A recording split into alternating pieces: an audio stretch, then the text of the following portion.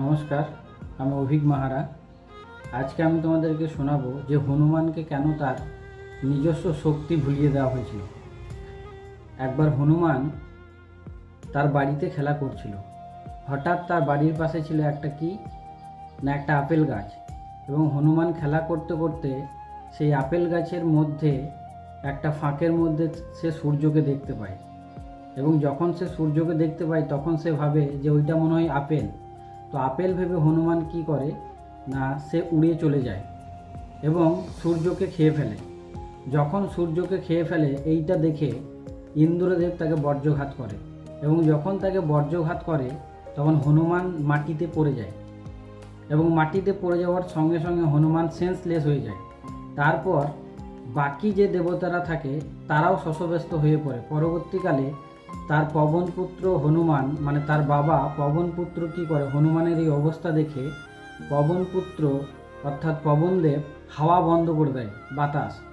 এবং প্রত্যেকটা দেব দেবতা এবং দেবীতারা তারা কি করে না, তাদের শ্বাস বন্ধ হয়ে আসে এবং তাদের শ্বাস নেওয়া অসম্ভব হয়ে পড়ে, এবং যারা গরু বাছুর যারা ছিল তারা প্রত্যেকে মাটিতে নুইয়ে পড়ে। এই সব অবস্থা দেখে বাকি দেবতারা তার কাছে গিয়ে ক্ষমা চায়।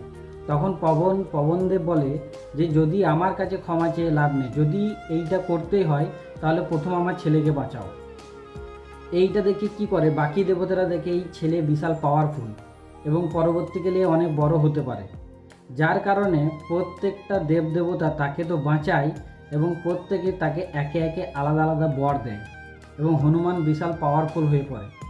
এবং দেবতারা দেখে এ তো অনেক ছোট বাচ্চা, কিন্তু এখন থেকে যদি এত পাওয়ারফুল হয়ে যায় তাহলে পরবর্তীকালে তার মধ্যে একটা অহংকার চলে আসতে পারে, এবং তাদের মধ্যে নিজস্ব একটা আলোচনা হয় যে তাহলে কি করা যায়।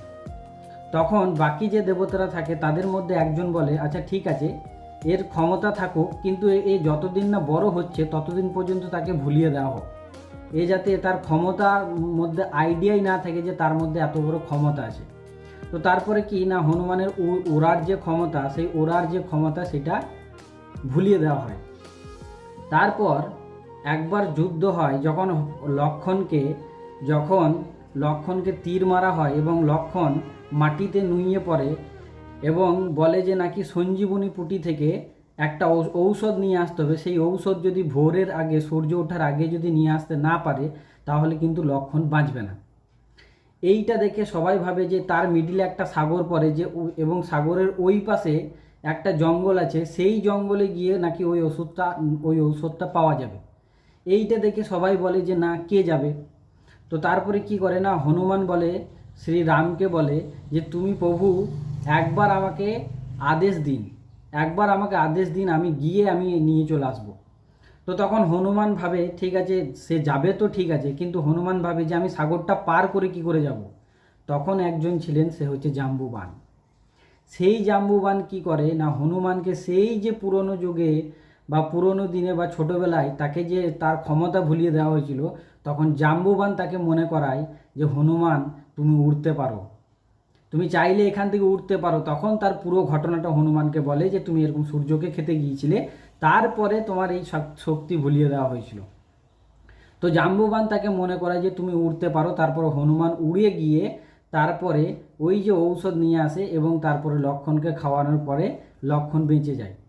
তো আমি তোমাদেরকে এই গল্পটা কেন বললাম, কারণ প্রথমত দেখো, হনুমানের জীবনে তো হয়তো জাম্বুবান ছিল যে তুমি উঠতে পারো, তার শক্তি তাকে ভুলিয়ে দিয়েছিল, তাকে বলেছি না তুমি তোমার শক্তি ফিরে পাবে এবং তুমি উঠতে পারো। কিন্তু ভাই আজকের মার্কেটে তোমাকে কে সাপোর্ট করবে? তোমাকে ওই জাম্বুবান বলার মতো লোক কোথায় পাবে তুমি, যে না তুমি এই কাজটা করতে পারবে, হ্যাঁ তুমি লাইফে সফল হতে পারবে, তুমি লাইফে সাকসেসফুল হতে পারবে। এইরকম জাম্বুবান আজকের মার্কেটে ভাই কেউ নেই। অতএব তোমার জাম্বুবান তোমাকেই হতে হবে। তো ভিডিওটা এই পর্যন্তই। ভিডিওটা কেমন লাগলো অবশ্যই কমেন্ট করে জানাবে, এবং লাইক, শেয়ার এবং সাবস্ক্রাইব করতে ভুলবে না। এবং দেখা হচ্ছে পরবর্তী ভিডিওতে। ততক্ষণ ভালো থাকবেন, সুস্থ থাকবেন। জয় হিন্দ।